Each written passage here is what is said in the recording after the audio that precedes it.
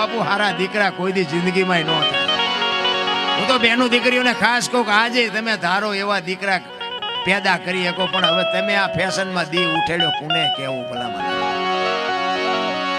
જ્યાં જ્યાં ધર્મ ધ્રુજો ને બાપુ પુરુષ નથી પૂગી ગયો ને આ વાબરું બાપુ દીકરીઓ રાખી, તમે કયો તો હવાર સુધી દાખલા આપું ભલામણ. પુરુષ થી પત્યું જ નથી.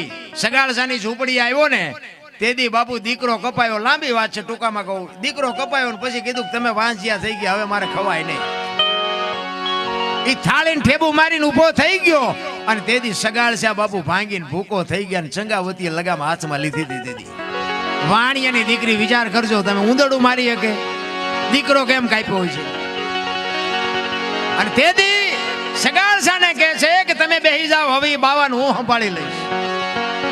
બાવા આમ હાલતો થવાની તૈયારી કરીને જોગમાં હાથમાં કટાર લઈ હણકો કાઢી વાળ